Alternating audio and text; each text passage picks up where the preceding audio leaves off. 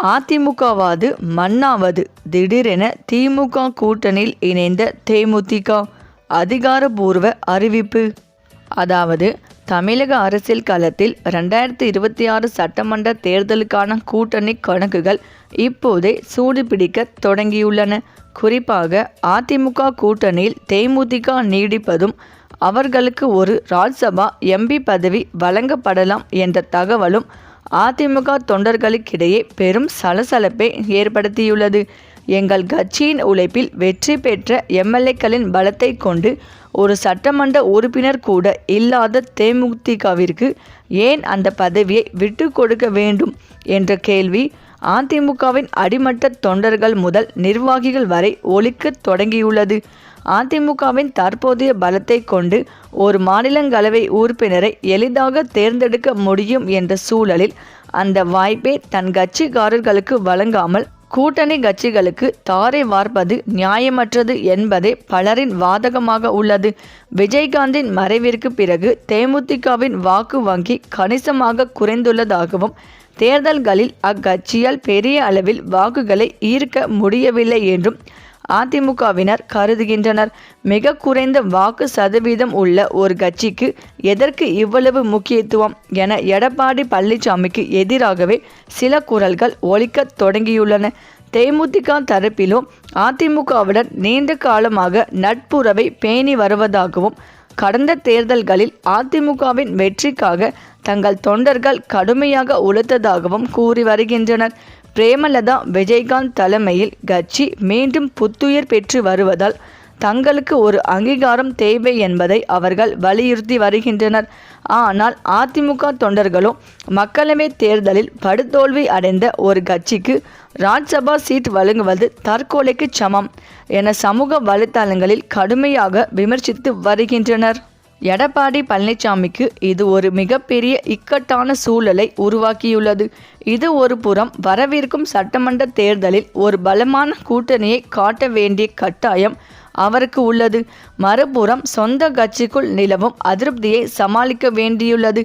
தேமுதிகவை வெளியேற்றினால் அது கூட்டணியின் பலத்தை மறைமுகமாக பாதிக்கும் என்றும் அதே சமயம் அவர்களை தக்க வைக்க எம்பி சீட் கொடுத்தால் உட்கட்சி பூசல் வெடிக்கும் என்றும் அவர் கணக்கு போடுகிறார். தொண்டர்களின் உணர்வுகளுக்கு மதிப்பளிப்பதா அல்லது தேர்தல் அரசியலில் கட்டாயத்திற்கு பணிவதா என்ற குழப்பத்தில் தலைமை உள்ளது.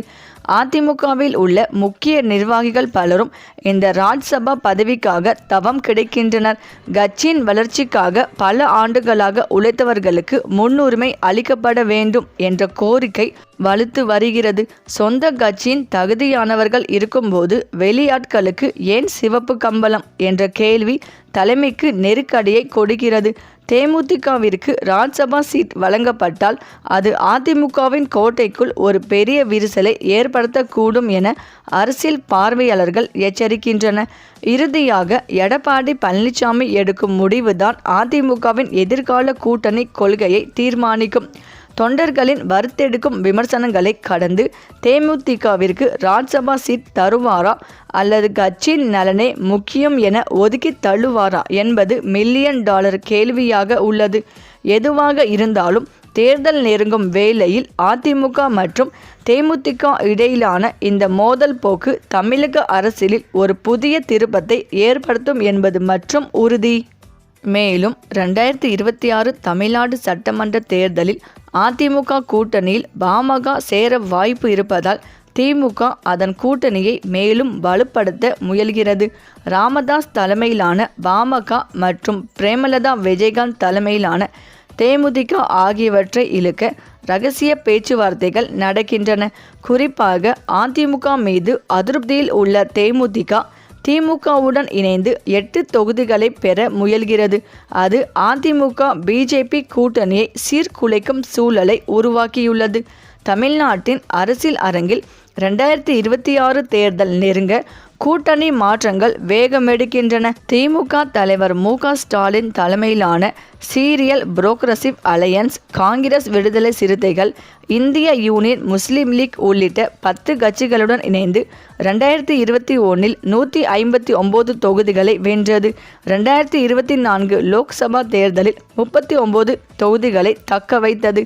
இப்போது அதிமுக பிஜேபி கூட்டணியில் தோல்விகளை பயன்படுத்தி திமுக எஸ்பியை விரிவுபடுத்த முயல்கிறது. 2024 லோக்சபா கூட்டணியில் அதிமுக தேமுதிகவிற்கு 5 தொகுதிகள், 1 ராஜ்யசபா இருக்கை உறுதியளித்தது. ஆனால் 2025 ஜூன் ராஜ்யசபா தேர்தலில் அதிமுக தனது 2 இருக்கைகளையும் தக்க வைத்து கொண்டது. இதனால் அதிருப்தியடைந்த தேமுதிக பொதுச் செயலாளர் பிரேமலதா விஜயகாந்த் அதிமுக தனது பொறுப்பை நிறைவேற்றவில்லை என சொல்லி ஜனவரி 9, 2026 கூட்டலூர் மாநாட்டில் கூட்டணி முடிவை அறிவிக்க உள்ளதாக கூறியுள்ளார். தேமுதிக 2011 அதிமுக கூட்டணியில் 29 தொகுதிகளை வென்றாலும் 2021 தனித்து போட்டியிட்டு தோல்வியடைந்தது. 2024 அதிமுக கூட்டணியில் 5 தொகுதிகளை மட்டும் போட்டியிட்டு தோல்வி. இப்போது வாழ்வா சாவா நிலையில் திமுக கூட்டணியில் சேர விருப்பம் தெரிவித்துள்ளது. மேலும் திமுக வட்டாரங்களின்படி தேமுதிகவிற்கு 8 தொகுதிகள் கோரிய நிலையில் ஒதுக்கீடு பேச்சில் முன்னேற்றம் ஏற்பட்டுள்ளது.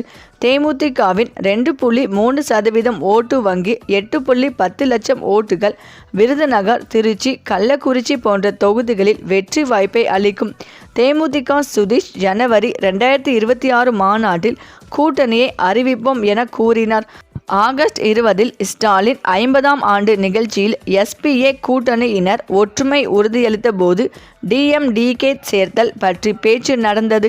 வன்னியர் சமூக ஓட்டு வங்கி கொண்ட பாமக அதிமுக பிஜேபி கூட்டணியில் இருந்தாலும் 2026 திமுகவுடன் சேர வாய்ப்புக்காக காத்திருக்கிறது. ஸ்டாலின் ஏப்ரல் 20 பிஎம்கே தேர்தலை மறுத்தாலும் வட்டாரங்கள் வட மாநிலங்களில் பிஎம்கே ஓட்டுகள் திமுகவிற்கு பயன்படும் என கூறுகின்றன. பிஎம்கே விசிகே ஓட்டுகளுடன் மோதாமல் இருக்க திமுக விருப்பம் தெரிவிக்கின்றன. அதிமுக பொதுச் செயலாளர் எடப்பாடி கே. பழனிசாமி ஏப்ரல் 11 பிஜேபியுடன் கூட்டணி அறிவித்தார். ஆனால் தொடர் தோல்விகளால் 6 தொகுதிகளில் கூட்டணி சீர்குலைவுக்கு வழிவகுக்குமோ என அச்சம் கொண்டுள்ளார் பழனிசாமி. திமுகவை வீழ்த்துவது மட்டும் நோக்கம் என்கிறார். பிஜேபி தலைவர் அமித்ஷா அதிமுக பிஜேபி கூட்டணி மாபெரும் வெற்றி என உறுதியளித்தாலும் டிஎம்டிகே, பிஎம்கே போன்ற கட்சிகள் விலக வாய்ப்பு அதிகரித்துள்ளது. 2026 தமிழ்நாடு சட்டமன்ற தேர்தலில் அதிமுக கூட்டணியில் சோதனை குழு பாமக சேர வாய்ப்பு இருப்பதால் திமுக அதன் கூட்டணியை மேலும் வலுப்படுத்த முயல்கிறது. ராமதாஸ் தலைமையிலான பாமக மற்றும் பிரேமலதா விஜயகாந்த் தலைமையிலான தேமுதிக ஆகியவற்றை இழுக்க ரகசிய பேச்சுவார்த்தைகள் நடத்துகின்றன என அரசியல் வட்டாரங்கள் கூறி வருகின்றன. சரி, இந்த வீடியோ பற்றிய உங்கள் கருத்துக்களை கமெண்ட்ல சொல்லுங்க. மேலும் இந்த வீடியோ உங்களுக்கு பிடித்திருந்தால் லைக் பண்ணுங்க, ஷேர் பண்ணுங்க, மறக்காம நம்ம சேனலை சப்ஸ்கிரைப் பண்ணிக்கோங்க. தேங்க்ஸ் ஃபார் வாட்சிங்.